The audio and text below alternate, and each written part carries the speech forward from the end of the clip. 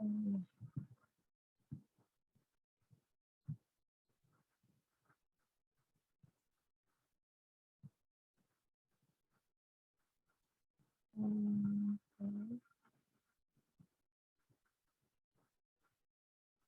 Ya, Assalamualaikum warahmatullahi wabarakatuh. Selamat siang teman-teman semua.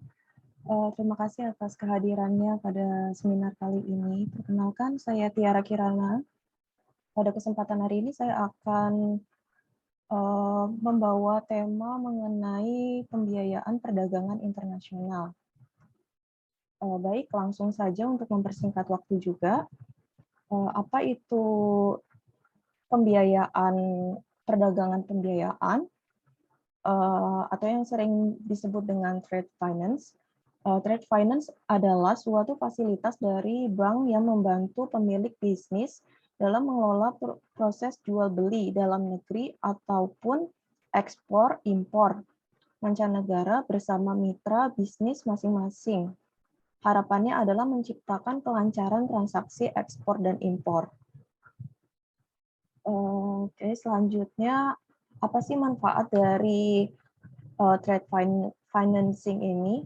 Yang pertama, manfaatnya adalah menumbuhkan efisiensi pengelolaan modal usaha debitur. Kemudian yang kedua, manfaatnya adalah mengatur resiko yang mungkin dihadapi debitur saat proses transaksi perniagaan. Kemudian yang ketiga, penawaran alternatif pembiayaan atau kredit dengan struktur biaya yang kompetitif dibandingkan memanfaatkan layanan kredit konvensional. Manfaat yang keempat, kredibilitas debitur bisa meningkatkan di mata rekan bisnis. Kemudian untuk manfaat yang terakhir, layanan berikut juga memberikan sarana untuk mendukung kelancaran transaksi debitur. Oke, selanjutnya, aktivitas perdagangan internasional perusahaan multinasional dari waktu ke waktu semakin penting karena ditemukannya cara-cara baru oleh bank-bank komersial untuk membiayai perdagangan internasional.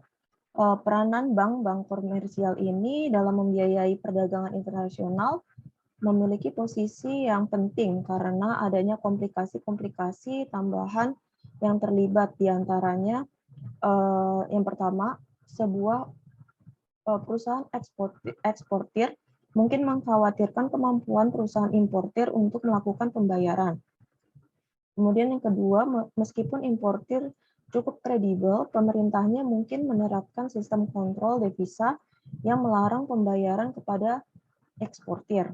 Kemudian yang ketiga, importir mungkin tidak importir mungkin tidak yakin eksportir akan mengirimkan barang yang telah dipesan. Dan yang terakhir itu, sekalipun eksportir bisa akan mengirimkan barang, hambatan-hambatan perdagangan atau masalah-masalah transportasi internasional dapat memperlambat penerimaan barang. Selanjutnya, di sini ada beberapa metode pembayaran dalam perdagangan internasional. Yang pertama itu ada prepayment. Prepayment atau pembayaran di muka adalah pembayaran yang dilakukan dalam bentuk transfer melalui kawat internasional ke rekening bank eksportir atau ke suatu bank draft. Berdasarkan metode ini, eksportir tidak akan mengirimkan barang sampai pembeli melakukan pembayaran kepada eksportir. Kemudian yang kedua ada letter of credit atau LC, yang merupakan instrumen yang diterbitkan oleh sebuah bank atas nama importir atau pembeli yang berjanji untuk membayar eksportir atau beneficiary setelah dokumen-dokumen disajikan oleh eksportir sesuai dengan ketentuan-ketentuan yang terdapat dalam letter of credit. Kemudian ada draft. Draft atau bill of exchange atau dalam bahasa Indonesianya juga disebut dengan wesel, merupakan janji tak bersyarat yang ditarik oleh salah satu pihak. Biasanya eksportir yang meminta pembeli untuk membayar face amount dari draft. Jika pengiriman dilakukan berdasarkan such draft, eksportir dibayar setelah pengiriman dilakukan dan draft disajikan kepada pembeli untuk melakukan pembayaran. Metode ini dikenal juga dengan nama dokumen against payment atau DP. Jika pengiriman dilakukan berdasarkan time draft, eksportir memberikan instruksi kepada bank pembeli untuk melakukan dokumen pengiriman setelah pembeli menerima atau menandatangani draft. Metode ini juga dikenal dengan dokumen against acceptance atau DA. Kemudian yang keempat itu ada consignment. Berdasarkan metode konsinyasi atau consignment, eksportir mengirimkan barang kepada importir, tetapi tetap memegang hak kepemilikan atas barang. Importir memiliki akses terhadap barang, tetapi tidak perlu melakukan pembayaran barang sampai terjual kepada pihak lain. Dan yang terakhir ini ada akun terbuka atau open account.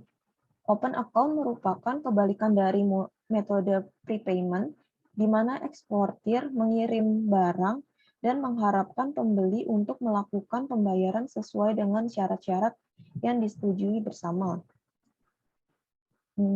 Kemudian pembahasan selanjutnya ini mengenai letter of credit. Letter of credit atau LC yang terkait dengan perdagangan disebut dengan commercial letter of credit atau import atau ekspor letter of credit. LC ini memiliki dua tipe. Tipe yang pertama itu ada revocable letter of credit yang dapat dibatalkan atau ditarik setiap saat tanpa perlu memberitahu penerimanya dan jarang digunakan juga. Kemudian tipe yang kedua ini ada irrevocable letter of credit. Letter of credit jenis ini tidak dapat dibatalkan atau diubah tanpa persetujuan importir.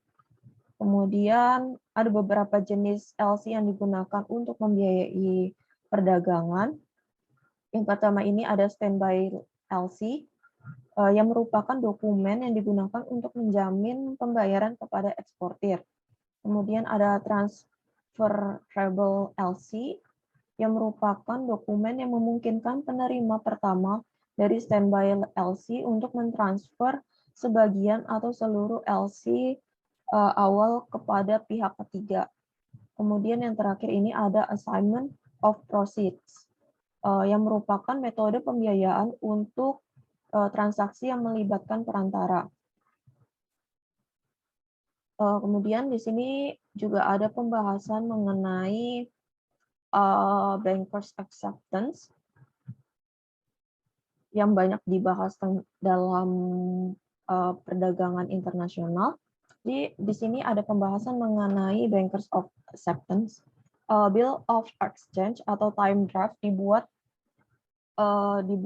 dan diterima oleh bank. Hal ini merupakan kewajiban untuk membayar perdagangan draft pada saat jatuh tempo. Langkah pertama untuk membuat penerimaan bank, yaitu importir meminta barang kepada eksportir. Importir kemudian meminta bank lokal untuk menerbitkan LC atau kepentingannya. LC kemudian untuk memperoleh eksportir untuk membuat time draft pembayaran pada bank untuk barang yang diekspor. Eksporter kemudian memberikan time draft dengan mengirimkan dokumen kepada bank importir.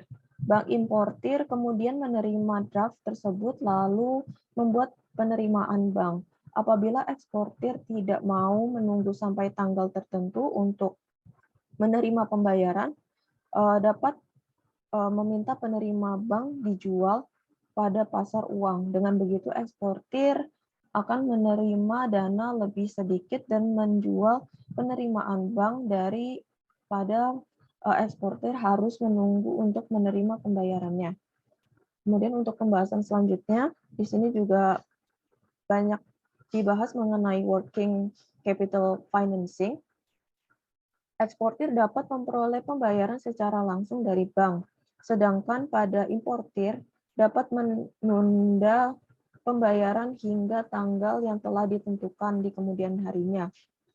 Dalam hal ini, bank dapat menyediakan pinjaman jangka pendek kepada importir melebihi dari periode yang telah disetujui. Pada kasus importir ini, pembelian dari luar negeri biasanya menggambarkan akuisisi persediaan pada importir. Siklus modal kerja perusahaan atau working capital biasanya dimulai dari pembelian persediaan, dilanjutkan dengan penjualan barang yang nantinya akan menimbulkan adanya piutang, dan terakhir adalah adanya konversi piutang menjadi kas. Sedangkan pada eksportir, pinjaman jangka pendek biasanya digunakan untuk mendanai pembuatan barang-barang yang memang ditujukan untuk ekspor. Kemudian pembahasan selanjutnya ada mengenai medium term capital good financing. Dikarenakan pembelian barang dalam jumlah yang banyak, importir mungkin tidak dapat melakukan pembelian persediaan dalam jangka waktu pendek, sehingga pinjaman dengan jangka yang lebih panjang sangat diperlukan. Eksportir dapat saja menyediakan pendanaan untuk importir, namun biasanya eksportir tidak terlalu tertarik untuk melakukannya, sehingga importir dapat mendapatkan atau memperoleh pendanaan dari forfaiting. Forfaiting ini sendiri merupakan lembaga yang membeli tagihan eksportir tanpa hak mundur kepada eksportir. Forfaiting ini sendiri nantinya akan menerbitkan obligasi keuangan seperti bills of exchange atau promissory notes. Dalam hal ini, eksportir akan setuju menyerahkan hak tagihnya kepada forfaiting setelah eksportir mendapatkan pembayaran dari forfaiting. Transaksi forfait ini sendiri biasanya dijamin oleh bank penjamin atau letter of credit yang telah diterbitkan oleh bank importir dalam transaksinya tersebut. Selanjutnya ada counter trade. Aturan counter trade menandakan bahwa seluruh jenis transaksi dengan luar negeri di mana penjualan barang antara satu negara dengan negara lainnya terhubung dengan negara yang sama. Ada beberapa jenis counter trade, yakni barter yang sangat populer pada ribuan tahun yang lalu, kemudian ada kompensasi dan juga counter purchase. Barter ini sendiri merupakan pertukaran antar barang yang digunakan sebagai alat pembayaran. Kebanyakan satu transaksi barter diatur oleh satu kontrak saja. Sebagai contohnya, jika ingin menukarkan 100 ton gandum dari Kanada untuk 20 ton udang dari Ekuador. Sedangkan untuk kompensasi sendiri pengertiannya adalah menyampaikan satu barang yang dikompensasi dengan penjual membeli kembali sejumlah unit yang pasti produk tersebut dari pihak yang sama. Kompensasi dapat dilakukan secara penuh ataupun sebagian. Selanjutnya untuk counter purchase sendiri merupakan pertukaran barang antara dua pihak yang didasari dua kontrak yang berbeda yang dinyatakan dalam istilah moneter. Pengiriman dan pembayaran kedua barang tersebut merupakan transaksi yang terpisah secara teknis. Selanjutnya di sini saya akan membahas mengenai agencies that motivates international trade. Karena adanya risiko yang melekat pada perdagangan internasional, institusi pemerintah dan sektor swasta menawarkan berbagai macam bentuk kredit ekspor, pendanaan ekspor, serta program jaminan untuk mengurangi risiko dan menstimulus perdagangan internasional. Di sini ada 3 hal yang menonjol dari layanan di Amerika Serikat ini. Yang pertama itu ada ekspor impor Bank of the United States. Bank ekspor impor telah ada sejak 1934 dengan tujuan untuk memfasilitasi perdagangan Amerika dengan Soviet. Namun seiring berjalannya waktu, misinya hari ini adalah untuk mendanai dan fasilitasi ekspor produk-produk dan jasa untuk menjaga perusahaan-perusahaan Amerika Serikat agar tetap kompetitif terhadap pasar. Operasional bank ini sendiri berdiri secara independen dari pemerintahan Amerika. Program ekspor impor bank ini mendorong sektor swasta untuk mengekspor dengan asumsi risiko underlying, pinjaman dan menyediakan pembiayaan langsung dengan importir asing kepada pemberi pinjaman swasta berdasarkan untuk melakukannya. Untuk memenuhi tujuan tersebut, ada beberapa program yang ditawarkan oleh bank ekspor impor yang diklasifikasikan ke dalam guarantees, loans, kemudian ada bank insurance, kemudian ada export credit insurance. Kemudian untuk hal yang menonjol selanjutnya itu ada Private Export Funding Corporation. Seperti yang sudah dibahas pada sebelumnya, Private Export Funding Corporation atau PFCO merupakan perusahaan swasta yang dimiliki oleh Persatuan Bank Komersial dan perusahaan-perusahaan industri.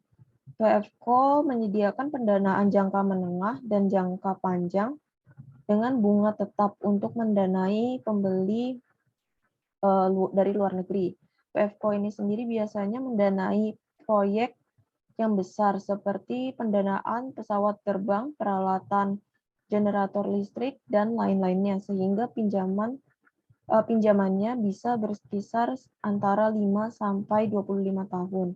Kemudian yang terakhir, yang biasanya ada dalam layanan di Amerika Serikat adalah Overseas Private Investment Corporation atau OPIC, yang merupakan perusahaan yang didirikan pada tahun 1971, yang merupakan agen federal independen yang mengasuransikan investasi US secara langsung kepada negara asing terhadap resiko mata uang yang tidak dapat dikonvert, resiko politik, dan lain-lainnya. OPIC sendiri menyediakan pendanaan menengah dan jangka pendek kepada investor di US.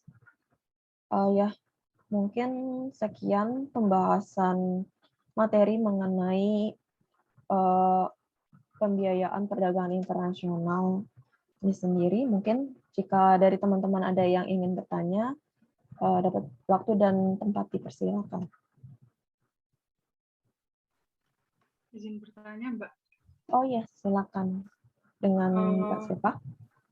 Saya Miftah. Pertanyaannya ya Mbak, apa perbedaan transaksi dari letter of credit dengan transaksi bank lainnya? Terima kasih. Ya, terima kasih Mbak Miftah.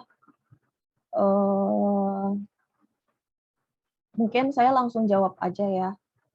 Jadi perbedaan transaksi antara LC dengan transaksi bank lainnya adalah bank tidak mengeluarkan uang dalam pemberian bank garasi atau biasa disebut dengan non-cash loan, yang artinya adalah kredit yang tidak memungkinkan nasabah menarik dana tunai secara langsung tanpa adanya persyaratan khusus tertentu dari bank.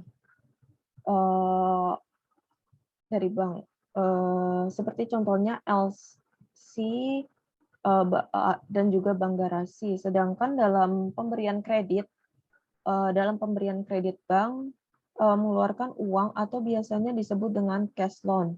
yang artinya kredit yang memungkinkan nasabah menarik dana tunai secara langsung tanpa adanya persyaratan secara khusus. Jadi perbedaannya itu ada di persyaratan-persyaratannya saja sih, Mbak. Seperti itu. Baik, terima kasih, Mbak. Ya, sama-sama. Mungkin dari teman-teman yang lain, kita masih ada waktu sedikit. Izin bertanya. Ya. Dia mau bertanya bagaimana sih sebenarnya proses letter of credit yang sebenarnya. Terima kasih. Iya. Terima kasih Mbak Lia atas pertanyaannya. Di sini ada beberapa proses dan mekanisme yang perlu diperhatikan dalam letter of credit ini sendiri. Yang pertama, aplikan atau yang mengajukan permohonan untuk menerbitkan LC kepada issuing bank untuk kepentingan transaksi pembelian barang dari penjual atau eksportir. Kemudian issuing bank atau bank yang menerbitkan LC menerbitkan LC melalui advising bank yang ditujukan kepada beneficiary di negara tempat atau lokasinya. Lokasi letter of credit diterbitkan. Kemudian proses yang ketiga dari pihak advising bank itu sendiri selanjutnya akan mengautentikasi atas kebenaran penerbit LC yang kemudian memberitahukan kepada pihak beneficiary mengenai telah diterimanya LC untuk kepentingan beneficiary. Kemudian yang terakhir, pihak beneficiary setelah menerima LC akan mempersiapkan barang dan dokumen yang diperlukan dan menyerahkan dokumen tersebut kepada bank nominasi atau nominated bank. Seperti itu, Mbak. Mbak Lia.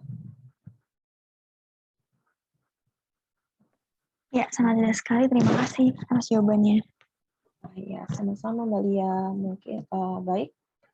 Baik teman-teman, karena waktu kita terbatas, mungkin untuk seminar kali ini saya cukupkan. Kurang lebihnya mohon maaf yang sebesar-besarnya jika saya ada kesalahan dari kata, mohon maaf. Ya, saya pamit undur diri. Sampai jumpa di seminar selanjutnya. Assalamualaikum warahmatullahi wabarakatuh.